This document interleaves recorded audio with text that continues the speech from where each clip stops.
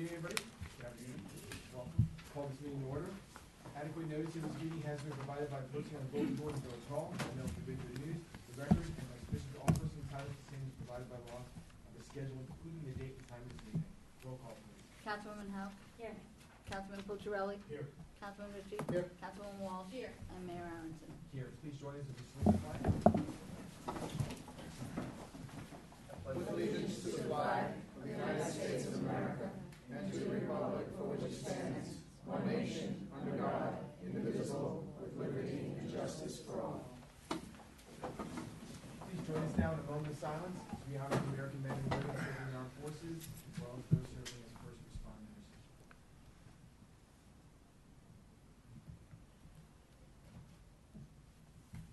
Thank you. Welcome to yet another budget hearing. I think this is our last go around, right? Until the final next We week. have a Wrap up, yeah. Wrap up next Wednesday. All right, so we got a lot of work. All right. Start with comments from the public. Anybody have any questions, comments? I have a comment.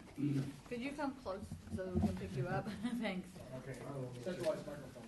Thanks. I'm Donald Bainbridge at 219 Hope Street. I'm a relatively new resident of Ridgewood, only having been here 5 years. Everybody I talked to 40 years, 30 years, something like that. And one of the things I first hooked up to when we got here was reading some of the newspapers and notifications that Parks and Recreation had put in about senior trips and things like that. So I went on a trip and met Jody and discussed with other people, and she said, join the board, and eventually I became president of Phil and did that job for 2 years, and then succeeded by Phil. And because I had done this work with Phil, I seemed to be called the focus of the senior requirements. And Gwen started her program on the community center, and I was asked to join the executive committee and I'm now chairman of the executive committee. And we're working to work out a program to adequately fund some of the changes we want to make in the community center. And I've been amazed at the small group that Tim has and how many things they take care of and the responsibilities. We go on a senior trip. We have ladies that are 80, 90 years old, and who's there? Something happens to them. The people that are on the trip, Tim's done it, Jody's done it. They just step in and do all sorts of things that have to be done. And planning these little parties, cupcakes. We had 42 people over here this morning. And they're waiting for the coffee to be over so they could get to the cupcakes. So it's, when I got on this, the executive committee for the community center, I was stunned to find out that's not a line item in the budget. It just is handled through various functions of Parks and Recreation. So that's one of the things that Gwen is working on, getting us around to soliciting funds to do some of the preparation we want to do to make the community center a more viable contributor to life in the village. And we did a survey and found out there's more than 20 different organizations that use the community center. And some of them, like training for police people, you had your way in. There was 120 people in that room that night. And then there's just all sorts of things that go on. And when the EMS people use it as a triage center during the 4th of July parade, for people that may be overcome, it's just the use is just constantly snowballing. So I'm give every support I can to Tim and his organization for all of the things they do for the village of Ridgewood. Primarily one is keeping the community center going, all of the programs that they set up for senior exercises, meditation, and just everything you can imagine. If somebody comes up with an idea, we've got some pool tables, or we sit around and play pinochle. There's just so many things that have to be done. And right now, is all I can see is it funneling through Tim's organization. So I just wanted to come up and say a few words to support the work that they've done in the past that I've experienced, and I know the requirements they have to do in the future. Thank you. Thank you. Thank you. Yeah, thanks, and we appreciate the comments you made and the insights. But let me thank you for the work you did with health, your leadership there, and your leadership now. I know you and Gwen and the whole team are doing so many wonderful things with the community center, and we're just grateful for it. So Thank you for it. thanks, Tom. Okay, shall we stick with Parks and Rec?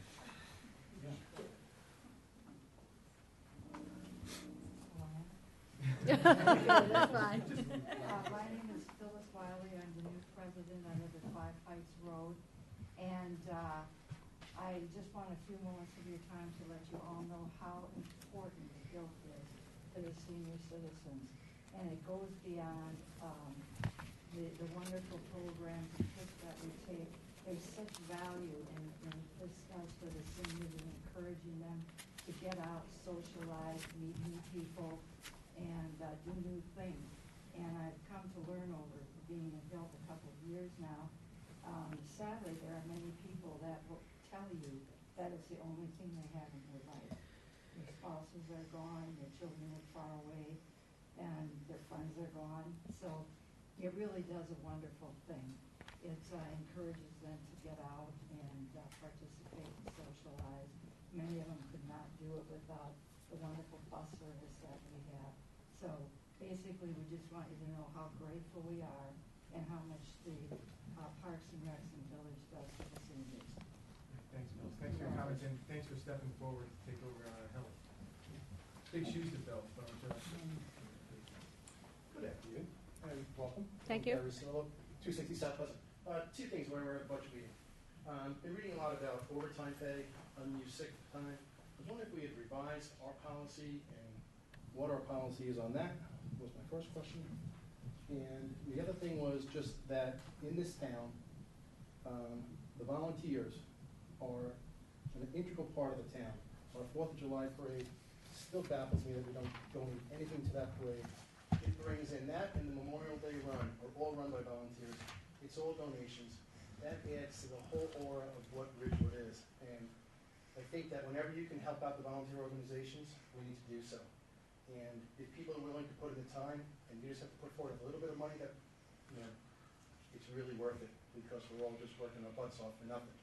But I really would be interested in the unused sick time and how that's all, and overtime. I'm sure you've been reading about it in the paper lately. Coming from the private sector, it's just crazy. And I just don't get it, and I'm just wondering where we stand. Thank you. Thanks for your comments. Yeah, am I on? I am on? Yeah? Okay. Yeah, the green light's on, but I don't hear myself well. Okay. I think new human resources manual just came out, and actually today I was meeting with the labor attorney here in this building. She came here for a variety of reasons. We did talk a little bit, particularly about overtime. We talked a little bit about non-exempt but salaried, and a whole bunch of technical stuff having to do with overtime. So what we will be doing, I sent out to the directs, to the line management, the new policy manual, and asked all of them, we're going to have a meeting next week, resolve or at least point out any inconsistencies we may have in overtime, compensatory time, understand what each of the departments are doing. The procedure manual that we have, the new one that we're looking at, certainly has more stringent standards on both. But we're going to meet next week, come together, and then come to the council hopefully by the 23rd with some recommendations. So we are, it's new to me, so we are looking. We are looking. Yeah, and I know, and the Record article today was, proof of that. So thank you.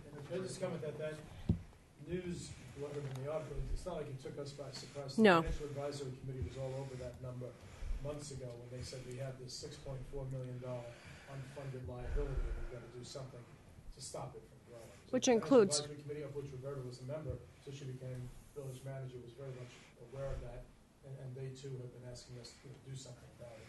So I'm not saying it's going to be resolved in the next couple of weeks. I think we need a little time to look at it, but we are looking at it. Okay.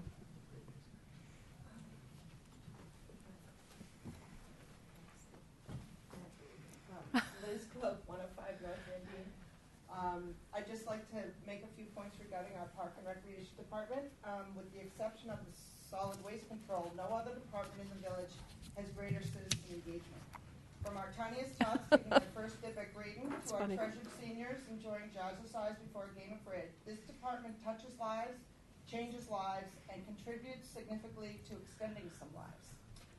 If you take a look around, this community is active, healthy, vibrant, and beautifully maintained because of the Park and Recs Department.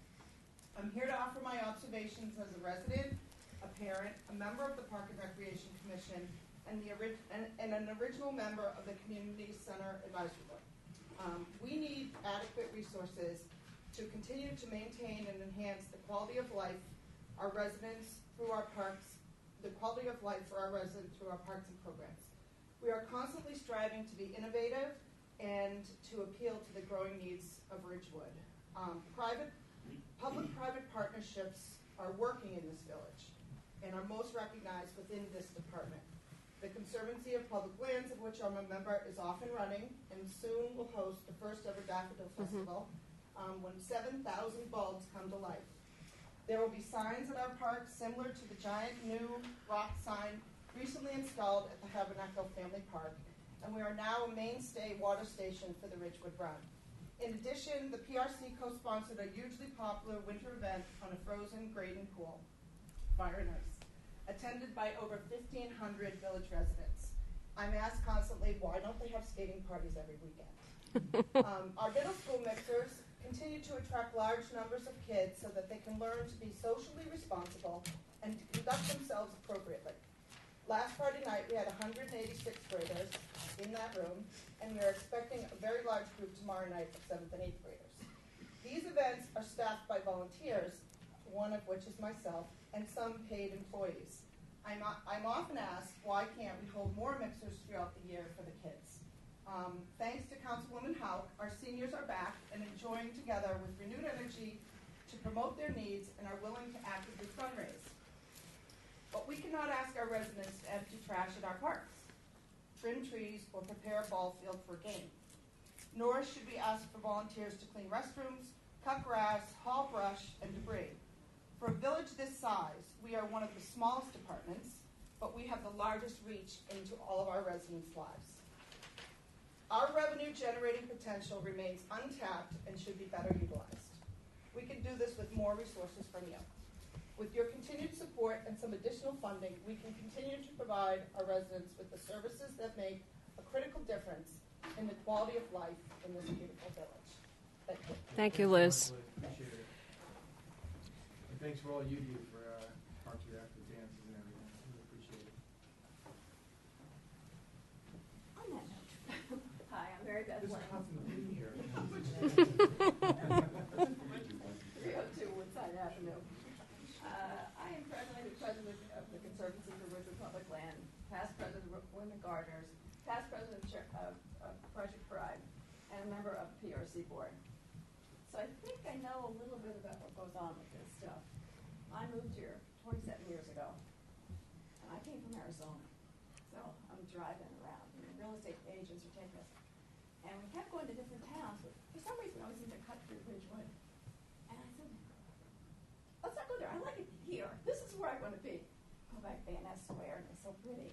And Graydon Pool, and it's so pretty. And it just felt like it was a beautiful place. And we lived on Bel Air Road for a few years. And the tennis courts are right across the street. And I didn't even know the tennis courts were there because it was beautifully landscaped. So one morning I'm hearing the tennis court. At any rate, I moved here because Ridgewood was a beautiful town.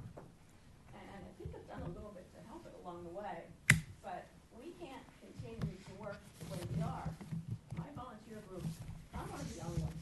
And we work really hard for a lot of the stuff that we do. We're maintaining Parks Van Ness Square, we're maintaining Parks Tabernacle Park. We're, as Project, Project Pride has been working for years with that. And this year we're going to bring back the hanging baskets. We've been able to do that for a couple of years. Bring the hanging baskets back to the downtown area, in addition to all the pots and the things that we do in the parks. So we really do need a little bit of help. And poor men cannot do tennis courts, playing fields. I brought the Wildscape brochure with me. We have 10 parks that, that need attention in addition to Van Ness Square.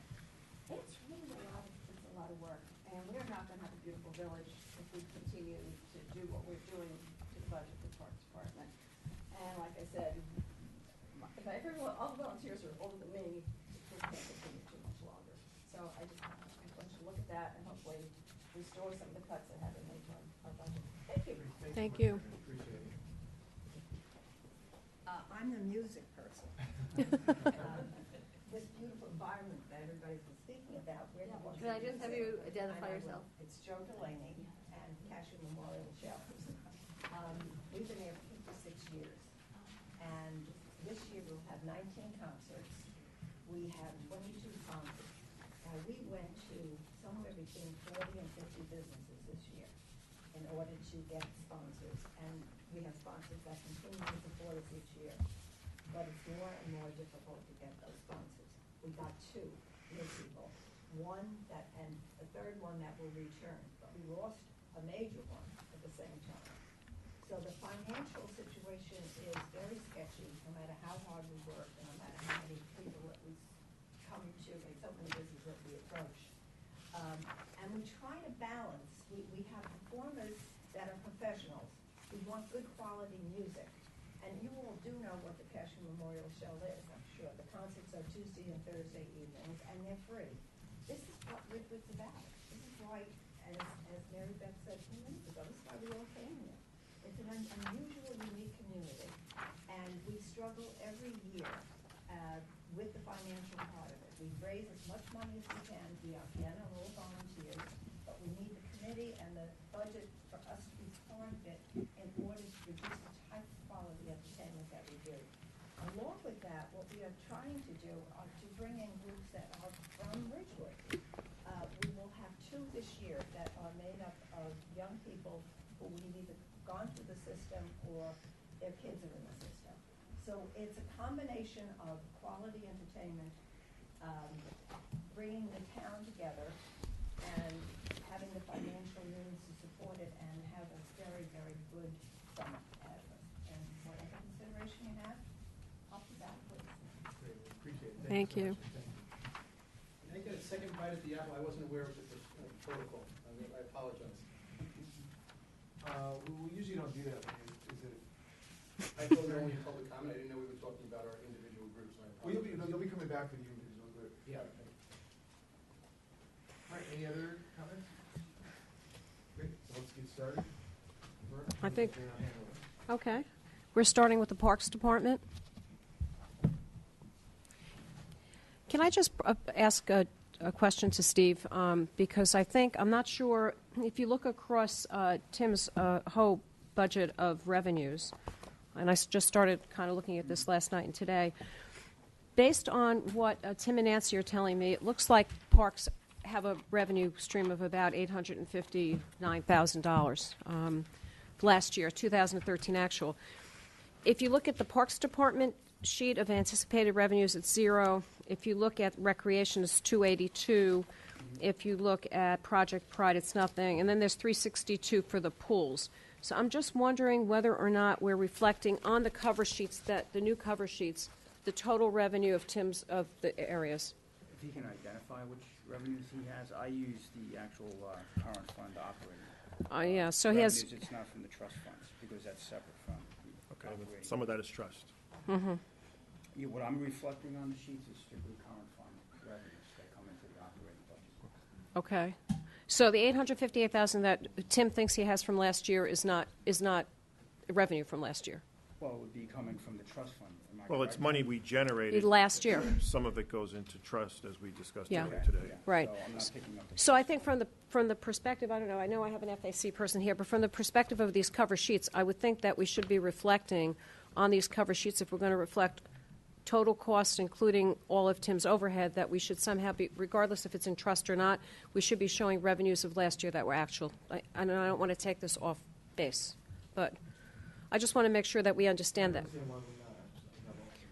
Why are we not showing that? Because apparently they're in the Your trust. fund and your operating expenses and your operating account, which are reflected in those sheets, is net of the trust fund allocation. Okay.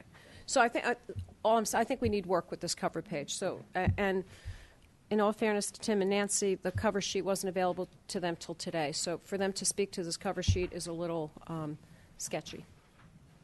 Because, may I ask you a question? So the trust fund money is set aside for Parks and and Rec in perpetuity? When it's in a trust fund, does that sometimes get absorbed into other departments? Yeah, it's twofold. The trust fund revenues are supporting recreation programs that are paid out of the trust fund, and then there's also an allocation from the trust fund to the current fund budget in the recreation fund budget to offset salaries and operating expenses. Twice a year. That's twice a year. Yeah, You scoop it out in June, I think, and then in December, right? Yes, when the budget's adopted, yes, that's correct. Okay, so I think after this meeting, we're going to go back and chat about this again because it's a little bit confusing to me. So that means our So- bottom line figure is better than we thought it was?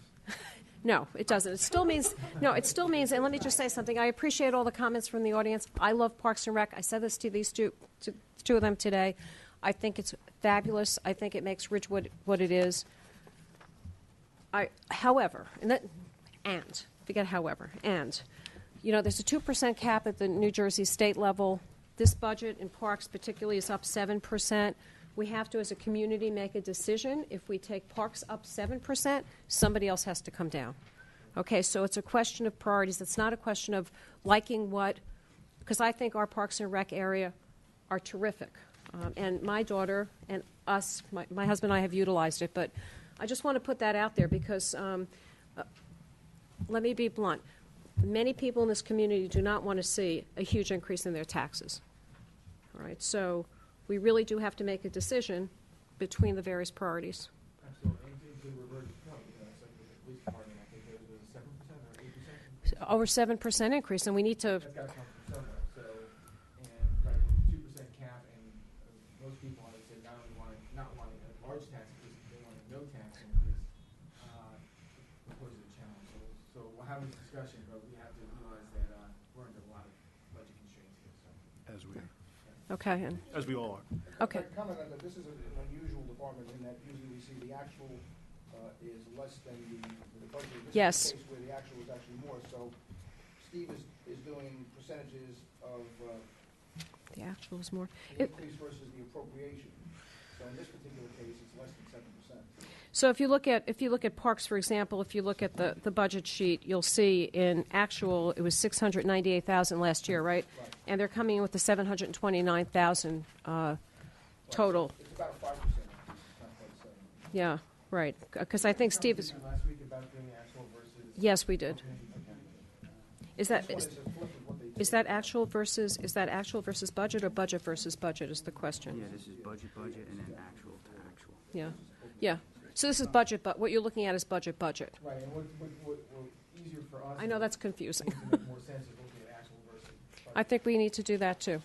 Yeah. And once you factor in the additional revenue, which is in the trust fund, will that even further change the percentage? Well, I don't know these sheets are not, unless, Steve, you're reflecting them somewhere, these sheets don't show trust fund With number. the allocations that are in, say, for parks and recreation, those are trust fund allocations. Okay, so it is factored in? Yes, on the sheets that you have. And could you point that to everybody? What line would that be? Okay, for instance, on the parking utility budget. No, parking utility. No, we're on parks. Yeah, no, I'm sorry, parking. Oh. Parks, Okay. yes. I'm sorry. Salary and wages would be 29,404.73, and then for the OE allocation would be 5,546.35. So you see the S&W budget credit, what Steve is saying is that's the allocation from the trust to offset. And I guess the further question is what are we leaving in the trust and how much more would there be potentially to offset? Or did you wipe the whole trust out? No. Okay. And I'm not sure we should. That might not be the right thing to do, but we should go back and look at that. Okay? And so we're having a meeting on Monday on surplus. I think we should add to that the trusts as well and see what really is. Okay? All right? So with that in mind, Tim, it's all yours. Nancy Bigos, Declan Madden. Declan is our supervisor in Parks and Shade Tree, and Nancy, as you know, is our deputy director. I'd like to thank them for taking time to be here. We gave you a packet. It mostly reiterates everything Roberta said. It's been a tough, I'll say 4 or 5 years. We all know that. I have my cheat sheets here. Took your papers, was at DPW's budget hearing, and we want to talk about the major increases. Is that how we want to run this, Paul? Sure, that's, And what the explanation is for that, the reason it's going up that high, and maybe some suggestions as to where that can be moved Right. out of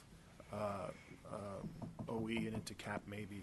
I'd have Yeah. to rely on Steve's input on some of my suggestions. Nancy and I came up with these late this afternoon, so excuse my handwritten cheat sheet here, but we're going to start with parks per the agenda. The equipment maintenance and repairs is a $10,486 line item. It's up 193%. These following items were not in the budget last year. They were deleted. It's a $1,500 motor replacement for our Skag mower. A new mower is $4,500. So it's cheaper to replace the motor in this. Otherwise, it sits in the garage useless.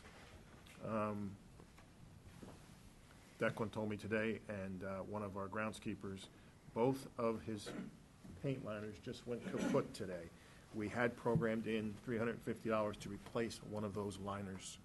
That's another item that makes it go up. The other three are used every day.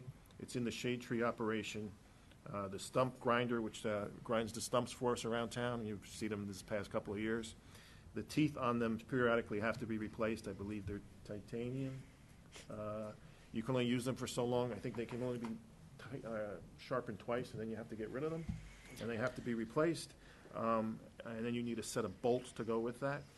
The teeth alone are $2,100 for this machine. Okay.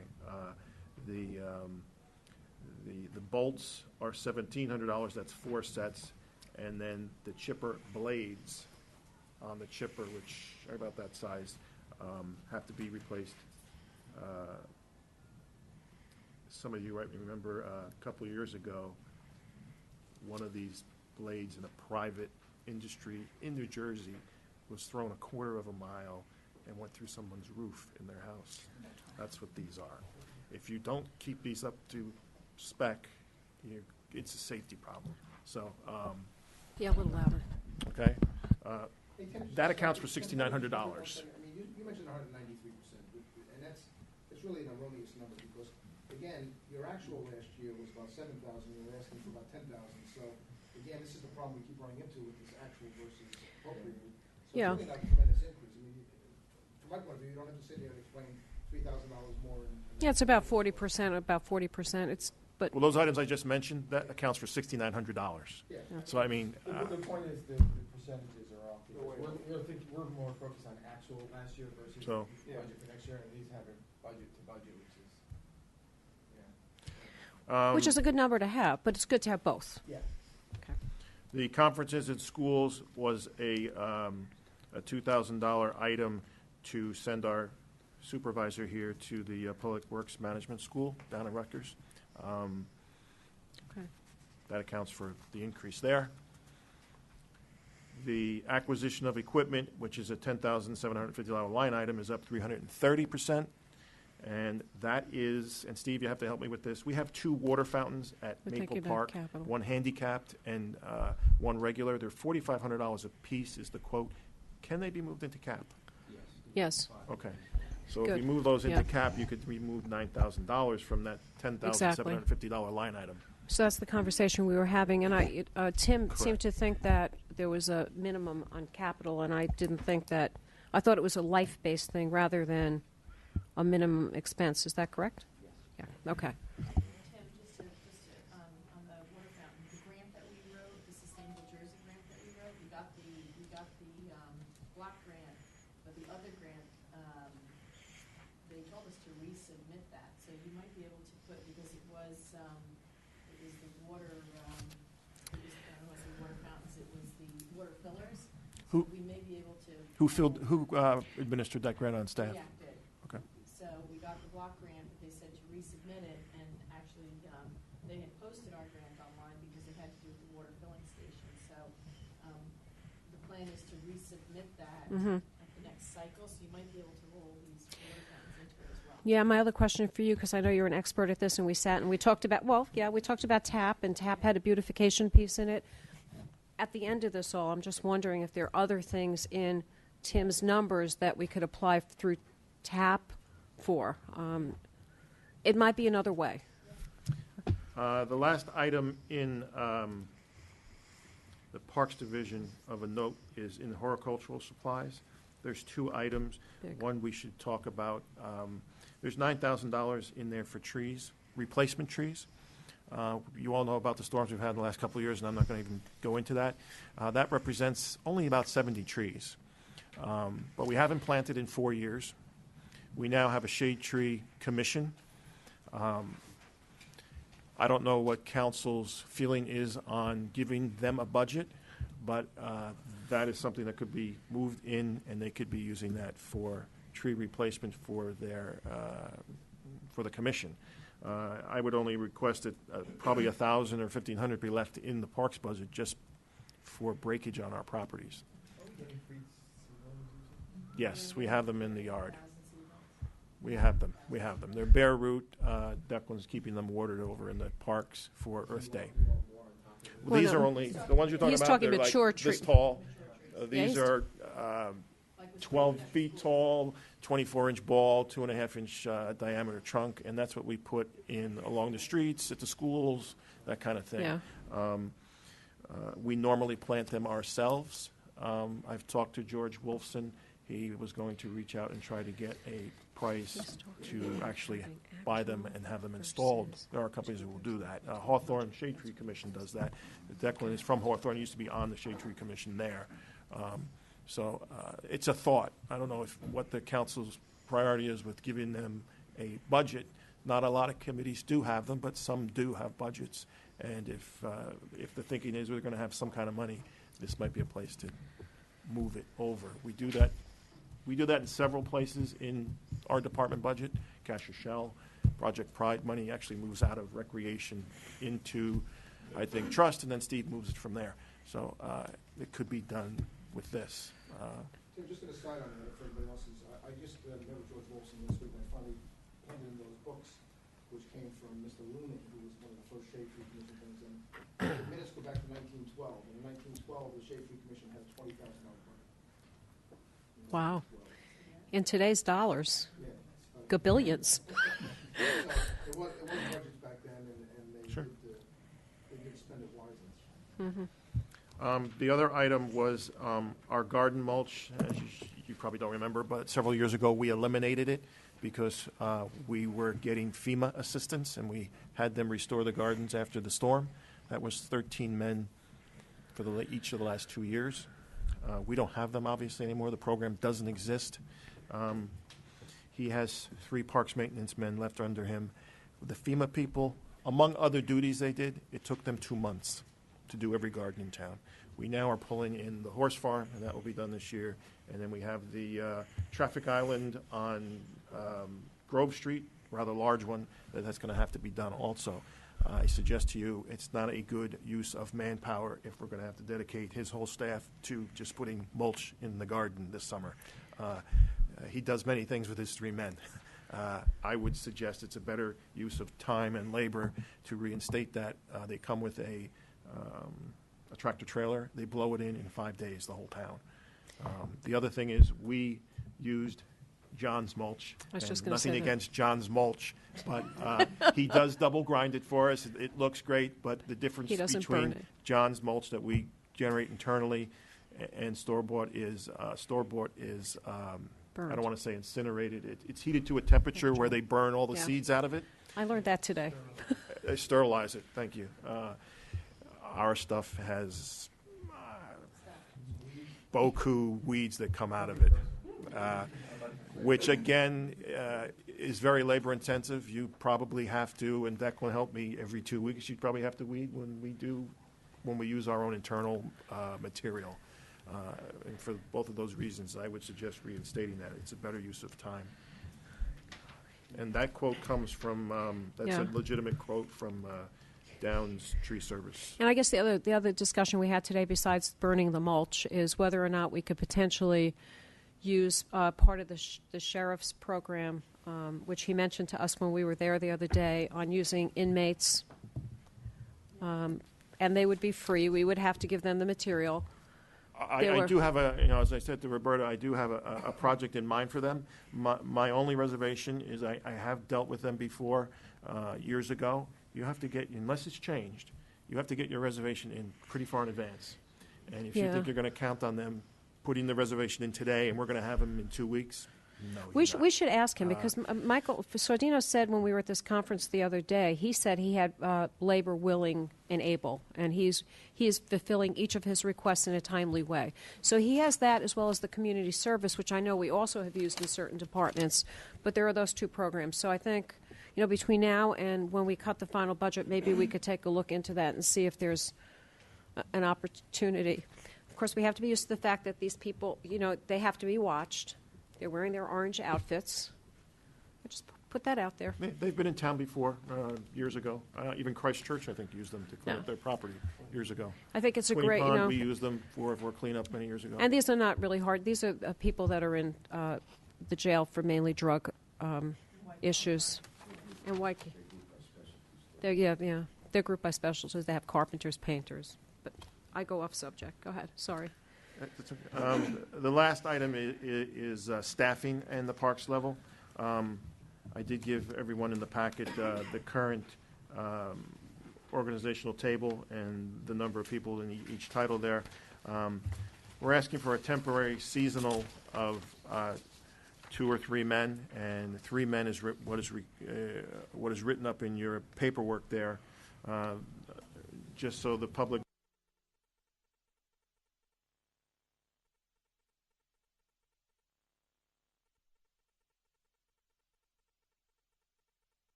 It's amazing, but that's what we're getting to. So we either have to do one of the 3 or a combination of the 3 going forward. Okay. Any questions on, any other questions? I do have a request in there for 1 full-time laborer position. I sent Heather, I believe, was the temporary manager, a memo on it. Laborer position is $42,000. If you figure high on the medical, to say the person's a family plan, I think family plan is $22,000, Roberta, somewhere I around there. believe so, right, Steve? So you're looking at a $64,000 expenditure there. And that concludes parks. Okay. Any questions? Sorry. Just on the salary numbers that are shown for parks show 8 employees and without anything individual. It looks like a $25,000 increase, or about 4.5% increase over last year. I have a question to Steve on that, Al. The last 2 years with the FEMA program, we ran through the Parks Division payroll, all of the FEMA people. Is that reflected in the figure Al's talking about? They're all seasonal temps. So what you see here is the actual head counts for parks, full-time people. Okay, that's what I thought. Yeah. Okay. And you're showing total salary of $483,600, $483,000, and $508,000 proposed, which is a $25,000 increase, which is a 4.7, something like that, % increase in the proposed salaries for next year over this year. So I'm just asking why we have a 4.something% salary increase. You have the Moonlight salaries reflected in this year's budget. Right. So this that's is far. contractual? The contractual obligations, yes. But that was like 1.5%. Yeah, I'm sorry, you had a 2-year retro, and then there was some of the blue-collar members, which most of them are at the top step, got a 1.75% salary increase. Because members that were on the top, the contract was 1.5. To get to 4.5, it's through the application of retroactive increases? Retroactive, plus you have 2 new tree maintenance workers, so they're going to be getting steps in the new year. Because when they first got hired, they were at step 1, so now they're going to go to step 2 in 2014. Al, just so you know, with regard to the tree crew, you know, we went through the budget hearings last year and the discussion of out-of-house, in-house. The old salary ranges there started at 52 and went to 75, thereabouts, Steve. The new range is 28 to 52. So we've lowered those salaries significantly. They also don't get longevity until year 5. So we're saving on the longevity for the next 4 years now. They've been here a year. We've made some significant savings over there. We've also combined 2 supervisory roles into 1, and we deleted a management position over there. Superintendent of Parks doesn't exist, and we combined our 2 shade tree foreman and parks maintenance foreman into the 1 gentleman sitting here. So we've done some significant changes when the opportunity presented itself. And Steve, that's reflected, if you look at the, I guess, the 2010, when the salaries and wages were 743, and now they're down to 596. So that does carry through on that. So staff has been doing what they can to keep the cost down over the last number of years. So Yeah, it is few people, 8 people in parks. That strikes me as a very small number. it's 3 shade tree, 3 parks maintenance, Declan, and a half-time secretary. That's split between the rec division and the parks division. That's it. Okay. Just thinking of the go-forward plan, you know, any large items that you think are gonna come up that maybe, we talked about a sinking fund the other day, but I'm thinking more of community pass, that if there was something that you could put on community pass, you know how when you sign up for community pass and it says you wanna put a donation, those donations all go to the clubs. But if there was something on there where, you know, maybe you and Nancy and We had a little bit of a discussion, Roberta, I and Nancy, about donations and so forth. for a capital project. Private party donations, if you want to. Well, I guess Matt is looking at this, but I had, looking at gifting a couple weeks ago, I come across regulations that municipalities, at least in New York State, cannot fundraise on their own. So Matt is now checking regulations in New Jersey. So, you know, even with the community center, the thought is, and again, I don't know if it's the same in New Jersey as New York, and he's checking it out, but if we can't fundraise directly, that may not work. But, you know, when working with others on a 501c3, we've been talking about, right, when taking the 501c3 and making it large enough, umbrella enough to cover a whole bunch of things. So that could be an answer. Yeah. So I don't know. It may be that Jersey is different than New York. I have. Yeah. In many ways. Because if you had a particular capital project that you figured would take 5 years to fund, then, you know, it's kind of like you see the thermometer where it shows that you could almost, because everybody has to use. It's like our fire trucks. I think we do sinking funds for our fire equipment Yeah. sometimes. So if you Ambulances. had something like that, you could see it as you're signing up, because you sign up for everything that you sign up for, you would see it on Community Pass. So I sign up for, it seems like 10 things a year Right. on Community Pass, even if it's your $10 to it, times 5,000 kids, how many kids are in sports? 5,500 estimated. 5,500, plus any of the adult activities, the senior activities, you know, it would certainly add up, and it wouldn't seem, you know, it would be like the project is 4 years down the road, and then after, you know, and it would take some of the, unless it's a burden, but it would take some of the, weight kind of off of, Okay, well, that's a good point. This graph that they handed out is kind of simple, but it shows that the budget has gone down $100,000 since $1 million. Well, the budget, the gone down a lot since Mhm. 2008. No doubt. And the line is even steeper, in, you know, they're operating efficiently. Yeah. And so their budget is extremely diminished.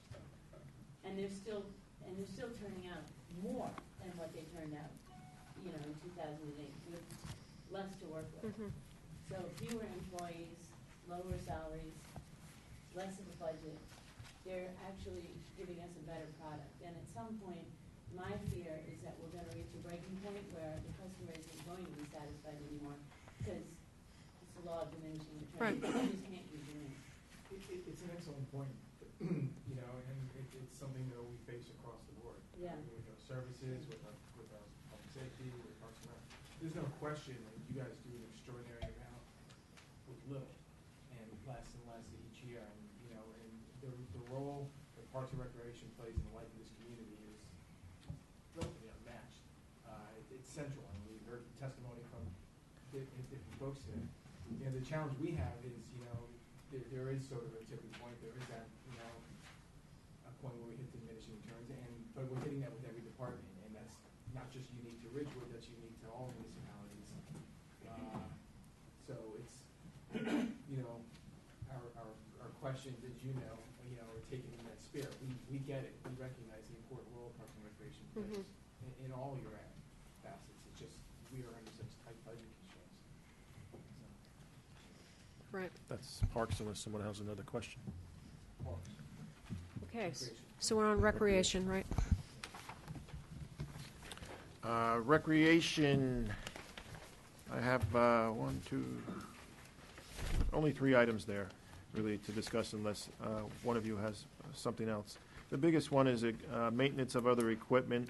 It's a $7,000 line item. Again, not a lot of money, but if you transpose that into percentages, it's up to 157%.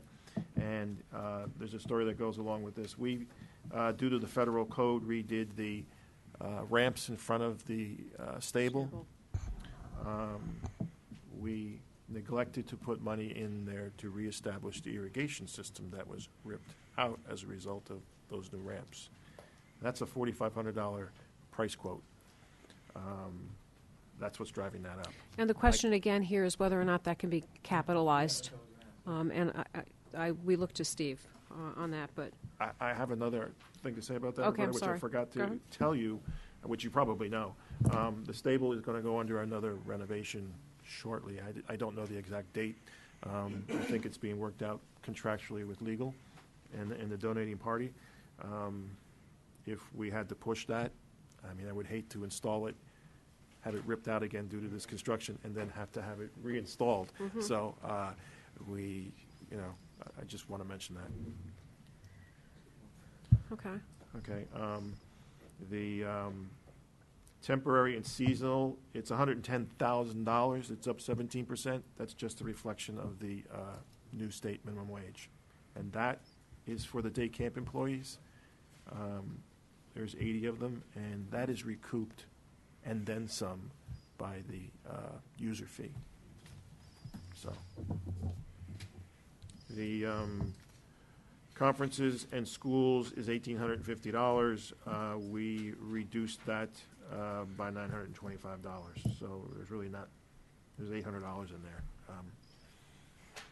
We're going to share the wealth there amongst staff. So just FYI, according to the sheet here anyhow, and you don't really see it here, it looks like in 2013, summer day camp brought in $278,000. Okay, so you don't really see this. And again, I would point out for everyone, the budget's up 11% year over year from a budget appropriation standpoint. So again, we have to make choices. Those are the ones that came to my attention, unless you guys have some other one. Any other questions? I guess we'll move on to Project Pride. Tim? You want to do the pool, or Project Pride is it's- part of recreation? Sure. Yeah. Okay. Thanks.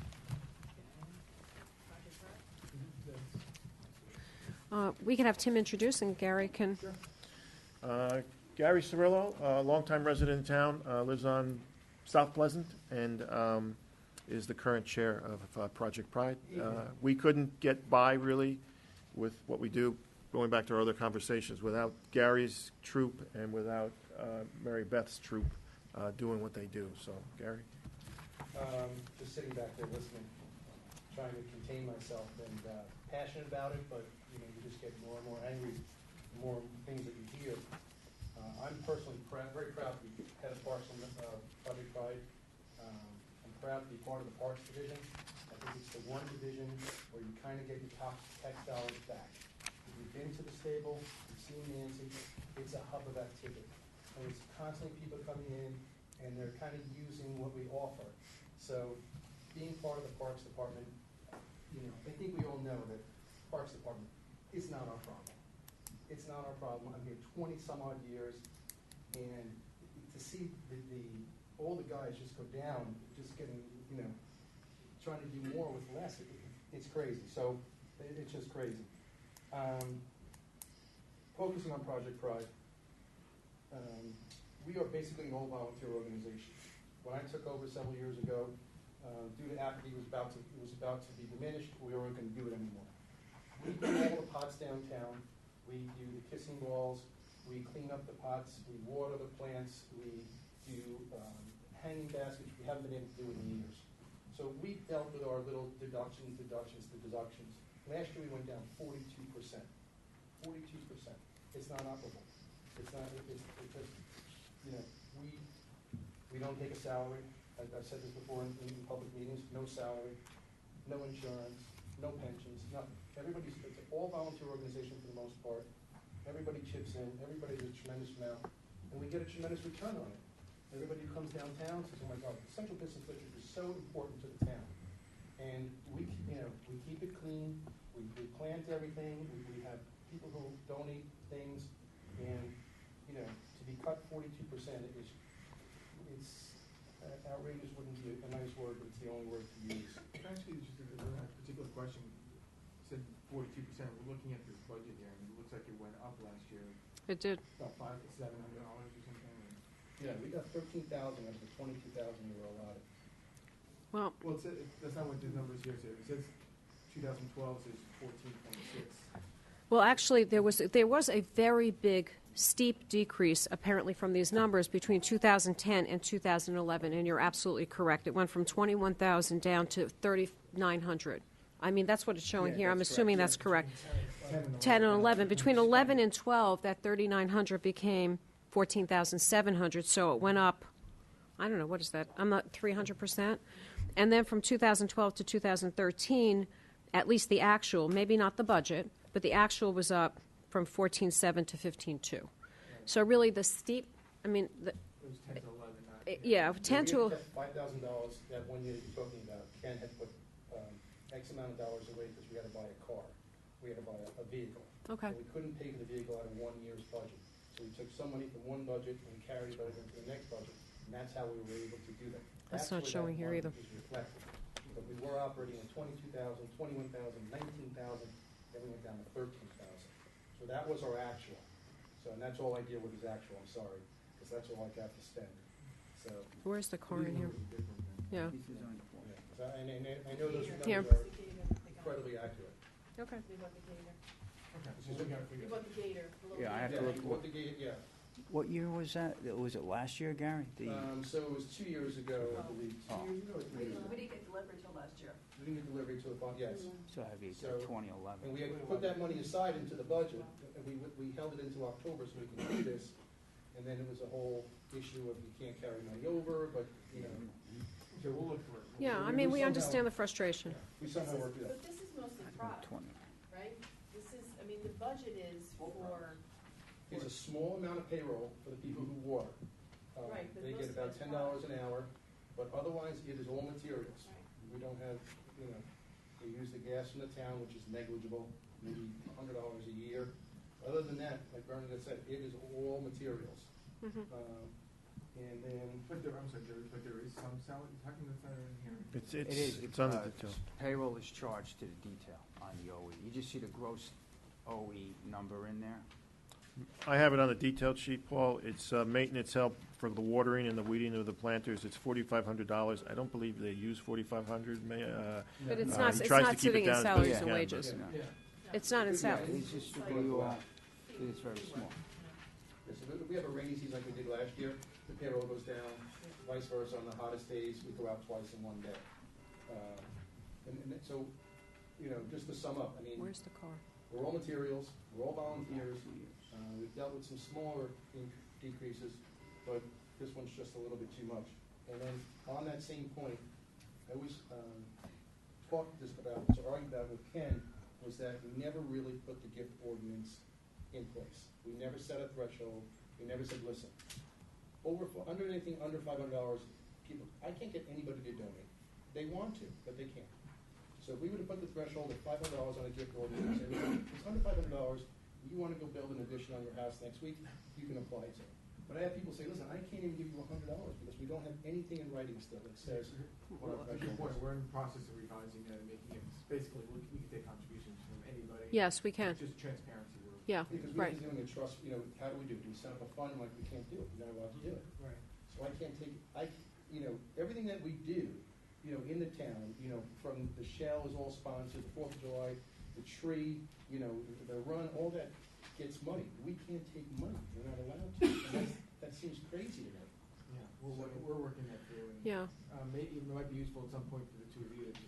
Yeah, sure, I'd like to exactly. get a resolution to it, because I've been working on this for over 3 to 4 years. You know, we had Mr. Bolger, we kind of severed those ties, and, you know, hopefully he's gonna help us out a little bit more, but, you know, it all falls into that same.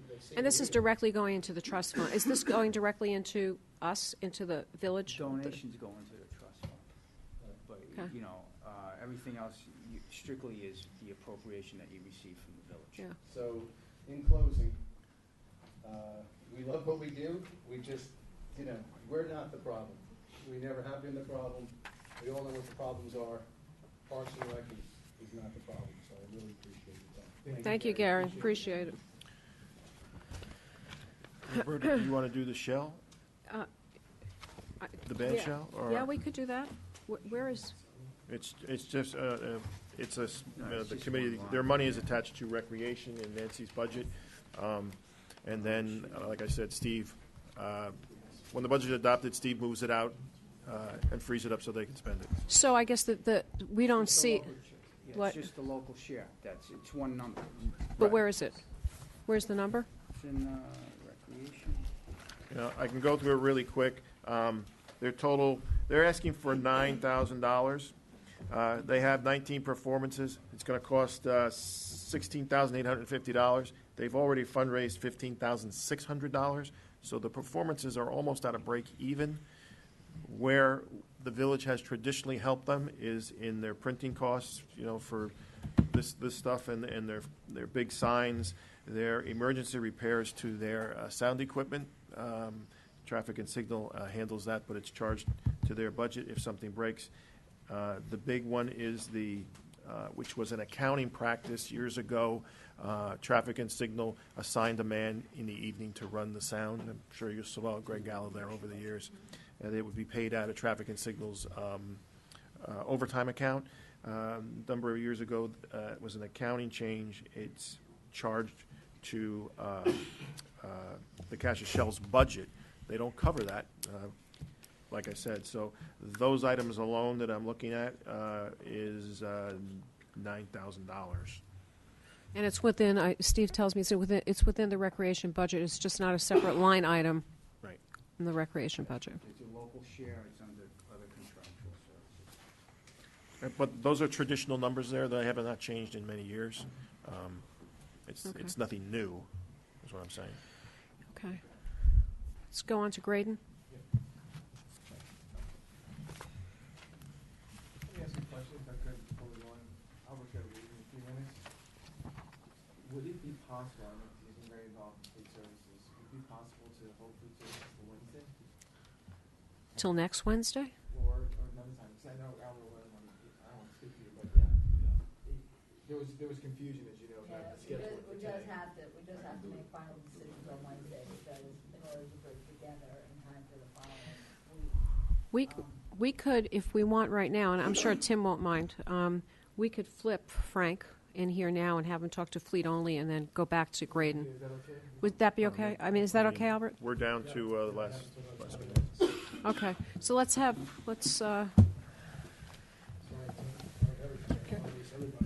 no, that's fine.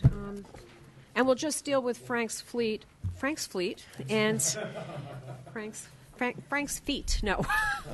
And then we'll go back to Graydon, okay? Okay.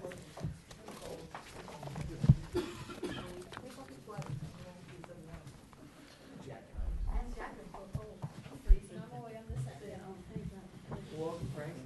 Hi, Frank. Good evening. Okay. You're on, Frank. Well, I mean, I went over the fleet services budget, again, with a fine-tooth comb, taking a look at the comparisons to the percentages and what we spent and what we didn't spend. We pretty much brought the budget in as flat as can be. I'll go over some of the things we've looked at. Other contractual services, and I'm comparing it to the last year's appropriations also. Materials and supplies, we went up. Other contractual services, we stayed even. Well, we actually went down 5. But we're up over actual. Pardon me? We're up over actual. We're up over actual, though, yes. Tire recapping, we went down. A lot of times I compared these back to actual and tried to get them close, yet staying within some kind of framework where we at least can be prepared for some anticipated things that come up. The one thing about fleet services is that it's an unpredictable situation when it comes to making repairs on various vehicles. If you have particular questions with it, I certainly am more than willing to go into detail on them. It was showing, is this correct, 17% decrease, actual versus? Actual versus actual. So from the 2013 actual to 2012 actual is 17%. 2013 to 2012, but not 2013 to 2014. 2013, 2014. Yeah, that's what he's saying, 2013 to 2012, which is not really the question. Right. Yeah, that's okay. I don't have those sheets that you have in front of you, so Steve, in the future, I'd appreciate having. If you look at 13 actual versus 14 request. Right. It's up. It's up. It's not a negative number. He's looking from. 689 to $17,000 increase. This 17% is only to 2013 that you're looking at. It only equates to 2013. That's right. Yeah, that column has to be replaced because it's not that meaningful, Yeah. right? So, Okay. So, questions? This is going to come up a larger discussion at some point, obviously. yeah, I Well, think there were so many things that are in the fire that Roberta and I have spoke of, and we're looking at, and we'll look into detail. But some of this stuff may come to fruition and be quite beneficial to the village. But at the same time, we've got a budget for. Right. So I think we didn't go through this. Frank and I didn't go through this one particularly in detail. I think there could be a little room here, a little wiggle room to bring some stuff down. But I really would like to spend some time. We have a couple of days thinking about what we could potentially do with fleet services. Just like the public, what is, I'm looking for the capital expenditure request for the facility. Capital. On the facility itself? Well, for fleet services, I assume it's the facility and I guess some capital equipment. Yeah. It's in the separate. It's in the capital budget, Capital budget, right? which I didn't bring with me. Let's see. Is there any? I don't see. There's. There. What is under the capital? What page is that? Steve, what do you have fleet under a capital? I don't have anything. I don't think there is any. There's no CapEx. No, There's- because, last year there was money in for the master plan to do the study on. There's nothing in there. So there's no capital request? No capital request. The only thing we did like 2 years ago is replace the cylinder before we did that. Right, I we had that $70,000 That's the lift last. that we replaced. That's it. And the only thing we did last year was just master plan. We put funding in place for that. So management's committing that there'll be no capital expenditures for fleet services. That's one of the fears. Because there's so much on the table that, are we going to say, let's, request $150,000 to put in the building when we don't really have a plan to where, we need to be out there to know where we're going. As with any of the stuff we do. Roberta and I have talked, and this is just me talking now, but, I think we have to look at the long-range plans for all our departments, not just one. Yeah. I mean, Robert, it looks like the total expenditures anticipated or budgeted, if we went with this budget, would be $1.2 million, right? For fleet services. Oh, if you're counting the fuel, counting the fuel. Counting the fuel. Yeah. Okay. And then if you divide that, by what we have 60 vehicles, is that a? 60? Oh, no. Oh, no, it's No, much I think more we have than that. about, the last we looked, I think Joe's here, 135. Actually, it's probably even more than that. Yeah, as I 135 that we counted them definitely up. service, with sedans, trucks, et cetera. I have that. Mowers and so forth. Well, no, that And doesn't then you even have to, count that. then you have to add the mowers and the, I think it's about 300 pieces. but, It- You know, the storage, the vehicles that we're thinking of storing down in White House. No, at one count, that I know a couple of years ago when we did a total count, we were up about 250 vehicles. All rolling stuff that the mechanics work on. Yeah. It may be small. but that includes small stuff. It small doesn't stuff, too. Right. Riding mowers and that kind of Yeah, stuff. yeah. But the average cost to maintain the vehicle, is, it's pretty high. And part of that is because Because they're old. they're old.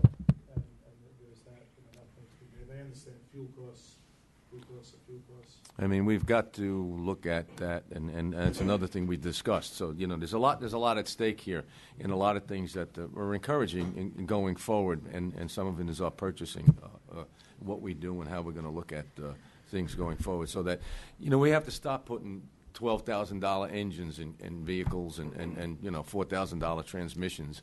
There's there's a cost benefit to saying that that it's outlived its usefulness, and maybe we're looking even too far into the future. We might want to cut into that. So I think we said last night at the council meeting that we're going to come back, the team's going to come back in September with an overall recommendation.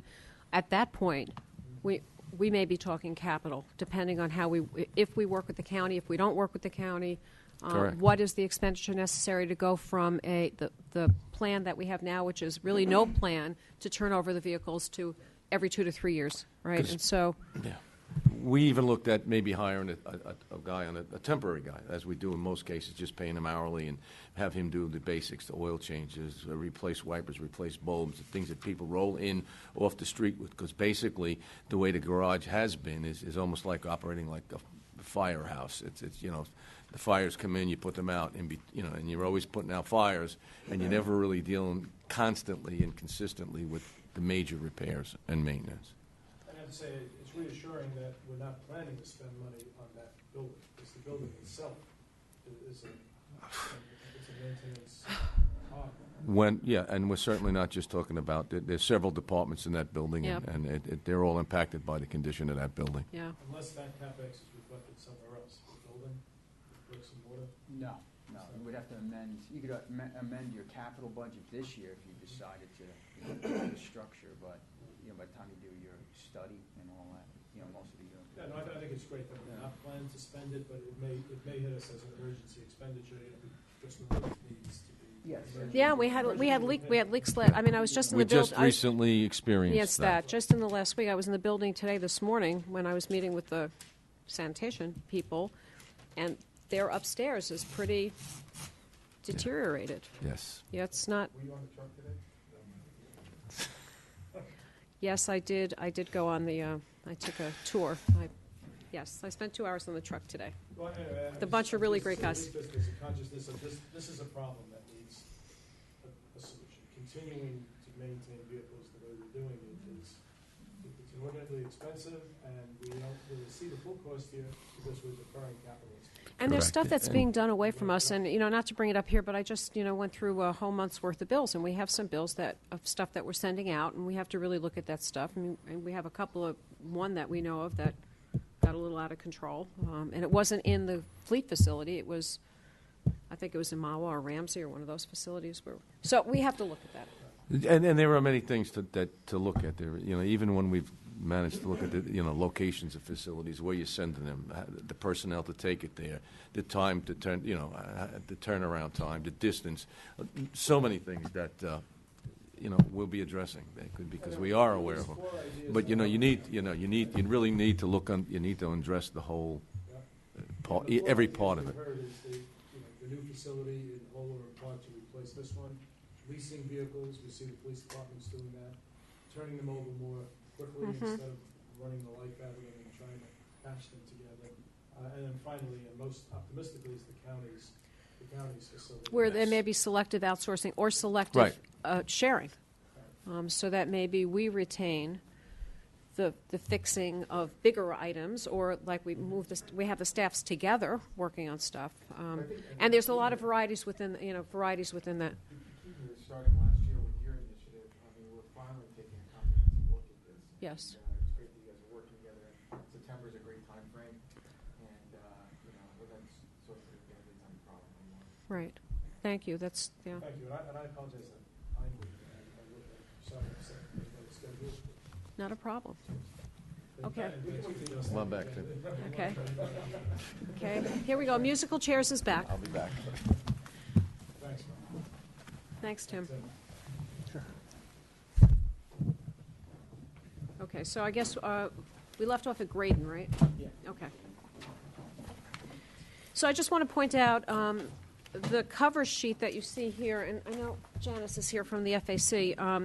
The cover sheet you see here reflects a little bit and shows you a little bit of the way the Finance Advisory Committee was trying to present numbers. Tim, we went through that today. Unfortunately, this was the first time they saw it this afternoon. But I would just point out here that if you look at the kind of the old way, anticipated revenues out of Graydon Pool 362, and you look at salary and other expenses, and I don't know what's that, it's about 310. So looking on the surface, it would look like Graydon is turning a profit. But once you start adding all the other costs, the indirect costs, the allocation kind of costs, like we call it on the private side, you see that that number goes the other way, right? So I'm not sure on the realized revenue, though, in 2013. I'm not sure if Tim has a different number than this 362. I think the actual was 348. I mean, that's the number I think. But if you could check that. Sure. So you see the difference between what we used to look at and kind of what we're trying to do now, which is kind of put a fully loaded cost against it. That's not to say it's bad to run in. I want to point that out because some of the directs are a little worried about this. There's certain businesses that we would carry at a deficit, right? So I don't want to say that this is the end all and be all just because this looks like it's running at a 40. Yeah, and it shows us, the FICA and allocated expenses. So sorry, he goes. Does that, good point, does that show concession income? It does, okay. Okay, so Tim? Graydon Pool, couple items, 3 or 4 I want to bring to your attention. One is the maintenance of facilities. It's a $15,280 line item. It's up 337%. Question to Steve. These are things that we have to do to keep the facility going, to the physical plant. One is we have to redo the well gauges. We're going to do that in-house with the help of the water company, but we have to pay for that material. The sanitary grinder, and I won't go into what that does, but it's got to be worked on, I'm told, by Traffic and Signal and Water Pollution. They are evaluating that now. There's $6,000 in there. We may use all of it, but we're definitely going to use some of it, but it might cost as much as $6,000. We have to have that, obviously. We have $1,000. We're going to downgrade. It was 2. We're going to downgrade it to 1,000. The landscaping that was died and damaged from the storm. We lost several trees on the deck, Changed that, right? so forth. That accounts for the increase there. Can I push any of those? Maybe the landscaping, but the other things, it's the physical plant. You have the word. It doesn't operate unless you have those items. So. And I guess the other one is the purchases of the Adirondack chairs, the tables, the $15,800 line 050. That's 532%. Right? Yes, thank you, Roberta. Again, going back to maintenance of facilities, can that stuff be put in cap or no? Repairs can't that's be. a question I have for Steve. Some of that stuff. For the replacement of the main pump for, like, say, your grinders and all, yes. Yeah, Okay. and that was the conversation we Okay. had today, Nancy, Tim, and myself. The other so- line item that Roberta was mentioning is, there's another water fountain in there that's like off of the bathhouse that has to be replaced. Again, that's $4,500. Yeah, and that Obviously, would- that can go to cap, because we capital. said that in Right. another division budget there. We wanted to purchase handicap picnic tables, which we have been pushing for the last few years. We were going to buy three regulars. We downgraded that on our discussions to 2 and 2. And then the Adirondack chairs, we were going to purchase 12 of them at $3,000. We cut that into half to 6. That's $1,500 to purchase them. It's also Okay. a $1,500 savings.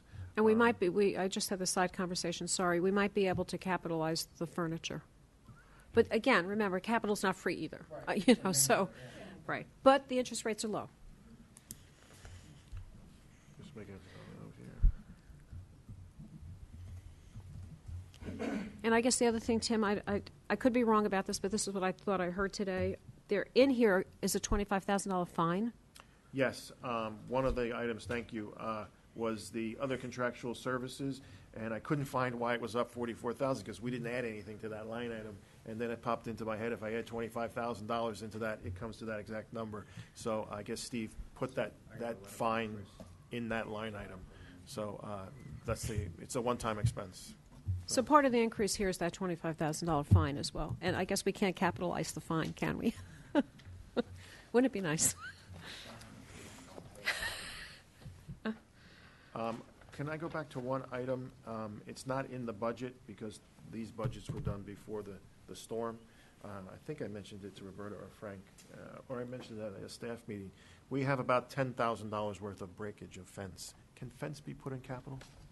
Here, I checked the old ordinance from the hurricane, we find that money. It's $9,050 right now, the lowest quote we have.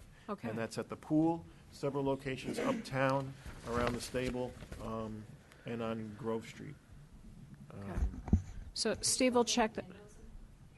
But not vandalism. No, it's all from, Yeah. actually, the winter and the snow, because of the depth of the snow. When they pushed it, uptown, it broke the decorative fences, snapped them at the bottom. Around the stable and the pool, we have been repairing them for years. This would be a replacement there, because all the bottoms are now rot, and they're being held up literally by metal pipes in several locations. But the latest quote that Declan got, I think, was $9,050. And Steve's saying there might be some funding somewhere, so let's follow up on that one too. Thank you. Green memberships, were they up, down last year? Um, Not the total revenue, but the actual membership. I think they were up, but not a lot. The biggest category, Paul, that seems to be expanding is the non-resident, not the resident. Really? Non-resident, over the last, I'll say, probably 3 years. What has was the really gone actual up. revenue last year, Graydon? I know we talked about this I don't every think year this about is the number. marketing, outside of Ridgewood and what have you. I think that's the number. Are there things that we can do this year to, I'm There more was some- concerned with marketing, getting more Ridgewood residents to go. Is there any, we gotta start that, or maybe we can take this offline, just really promote it, get Ridgewood residents to. Well, we do, and if I forget Oh. something, Nance, jump in. We do a brochure every year that goes to every residential home in town. We do the signs that we have professionally made on the overpass. We do, you can register through Capture Point, and we were doing early registration. It opens up, actually, it opened up April 1st, I think. Registration, two in-house dates. And I know there's an issue with staffing, it's like, ideas like throwing out, like, say on the table, at Memorial Park at the desk, or at the library, going out sort of in the public on Saturdays and sort of. Sure, I love to don't know- discuss I it. don't know if it's possible, I know it's a staffing issue and stuff, but anything I can do to help, I'd love to help. It'd be great to get more Ridgewood residents there. Yeah. I know we all agree. Those are the only pop-up items there. Do you want to do capital? Is that the intent tonight? Do you have Okay. any other operational questions? Okay. Yeah, I need one here. Capital has 1, 2, 3, 4, possibly 5, and I'm going to try to bend your ear on one. The first one is Parks and Rec now? Parks and Rec, Parks and page Rec. 2. Page 2. Sorry, yes, Tom, page 2. Middle of the page. There's 4 items, there was 5. They are to replace the roof at the pump house out here. The eaves are shot, there's holes in it. The water is literally going inside the building. It was pushed last year or the year before. Thought we could get it done through a grant. The county grant won't cover enclosed structures. Has to be outdoors. So we couldn't get any grant money for that last year. We tried and they turned us down. In itself, it's not that much. It's $15,228 on the last quote we have. The Vetsfield walking track has been repaved once since I've worked here, and you know how long I've worked here. So it's pretty well cracked, and it is highly used. I don't think there's an hour of the day that people are not on it. The Smithco sweeper is a very valuable piece of equipment to the Parks Division. It helps us in labor. What it is it's a big sweeper. You'll see it out at this time of the year. They sweep the parks and all the debris. And then it's in a big hopper. It goes into a truck and taken to the Lakeview Compost Facility. That one is probably, Joe, help me out, the Smithco sweeper is probably 15 years old? 17 years old. Well past the recommended life of that piece of equipment. The other one is to repair, not to totally replace the roller hockey surface, which is now, the last number of years, it's been doubling as a skate park. So it has been taking a lot of, I don't want to say abuse, but when you use a facility for something that was not intended, and we all know why we did it, it needs attention. The other item that was in there that, and forgive me, I didn't know it was taken out until tonight, was the purchase of a hook loader vehicle. Everybody knows what that is? Or do I need to explain that? This would replace 3 vehicles. So your conversation earlier with Frank, one of the vehicles has already been taken off the road as unsafe. The other would be replaced by this, and the third would be the leaf vac. So you would replace 3 pieces of equipment. You're lowering your fleet head count, your expenses. I would assume to guess your car insurance, vehicle insurance. We try to go multi-purpose, as Frank does and Joe does and John does in all the vehicles we purchase. And this is a new trend. The back end comes off and you put something else on. Okay, you can use it as a rack truck, a dump body, chip truck, and in storms we only have 1 chip truck. You could take the back end of this off and put it in. We have 2 chippers, but we don't have 2 chip trucks. So it's a very useful piece of equipment. It was valued, the quote, at $99,000, but it does replace 3 pieces of equipment and probably 4 uses. I'll say that. 4 different. And do you think we could see, how Janet does the sale of those things on GovSave or SaveGov or The one we got rid of already, Gov or is it deals. still here, Joe? The one taken off the road. I'm not there yet, I'm sorry. The one is in storage and was taken off the road to be unsafe. The other we're still using, but it is very, very old. It's well past it's a rack truck. It's a 99 rack truck, thank you. So it's well past its service life. And the other is, I don't even know how old the sucker is, but it's... that was flood damage, too. Correct. This would replace all of that. And even then, because down the road you could buy other pieces that you would take off. For instance, we don't have it programmed in for this. This one here right now is a loader body on it. But in theory, you could take it 2 or 3 years later and put the box on it for the leaf vac, and you could put that out. So it's a very useful piece of equipment. It's very user-friendly, as it does many duties. I would think that's the way we want to go, considering Al's comments before and council's concerned about vehicle count. It's the way to go. Being new to this, the Veterans Field Walking Track, I'm asking you because I know you've been involved in health. More on the park course stuff. Yeah. That's right. So, yeah, do we know of any grants that we could, I mean, this is a health thing, we have kids walking on the track. I mean, is there a grant that you know of, or maybe you're familiar with some grants, Gwen, that maybe we can go after on this?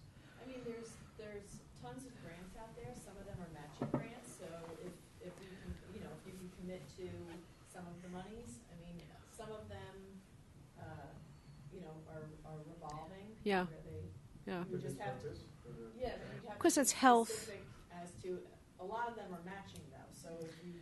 But even then, we'd be at 25, right? Yeah. I mean, the thing about the walking track is, and I'll talk to Robert Abertamarco, everybody knows Robert. Yeah, yeah. He runs the county grant, Yeah. or one of them. And I'll see if that will be included as a possible project. Yeah, that's a 50-50 match, though. Yeah, but Right, that is 50-50 right. is better than The other thing you have to 100-0. keep in mind with that particular walking track, it's in the floodway. It costs extra money to do it. It's all got to be ground. You just can't pave Yeah, over it. It's okay. got to be ground down and then repaved, which kind of drives the cost up. Why don't we do concrete there? I'm curious. You could, concrete is a lot more expensive than blacktop. But it's more durable. Yeah, it does last longer, you're right. Yeah. You know, but On the surface, you know. 'cause I would- the bottom one- I'd have to really defer to Chris or Jovan. In a floodplain area, what's the life of concrete? It's probably not the norm because of the flooding and, The base, the drainage, everything in there, because of the way the floods, is gonna have to be. so I would really have to rely on that. So could we take those two things offline, including maybe this potential grant from the county, and then by next we'd week, like as to we're talk finalizing about the budget? So Walking path Chris as a is back grant. on Monday. What was the other one? Nancy's been keeping, I've been watching her, she's been keeping copious notes. I missed Was it. that the pressure? What was the other one we want to take offline, Roberta? The vehicle? No. Oh, what? The vehicle is out right now. It was taken out. Yes, the vehicle's out, the $99,000 is out. No, it was the walking track Okay. from this, Either community development the 99 or other things Yeah, that right. might be available. If we can get, She's just turned ahead, she's if we can We get can grants always- for, there's two paving projects in here, obviously. painting? Paving, Oh, paving. which would be the hockey Court. court is mostly paving, and the walking track. And if we can get grants for that, is there a possibility of putting back in this hook loader? There's always a possibility, but right now, it's at $116,000 capital, it's just big, a lot. I mean, again, we have to, as we said when we met, we have to really step back, look at all the capital requests and prioritize across. I don't know if you guys disagree, but, But it would delete 3 vehicles, yes, which is what we're trying to do. yes. And it sounds great. It would be helpful, I think, if you could, maybe Joe could put together an offset on what it's gonna cost us to maintain those 3 vehicles over the next year versus what the capital would be, and see what the cost is. Well, one of the vehicles is One of not the even vehicles working. Is unsafe, Yeah.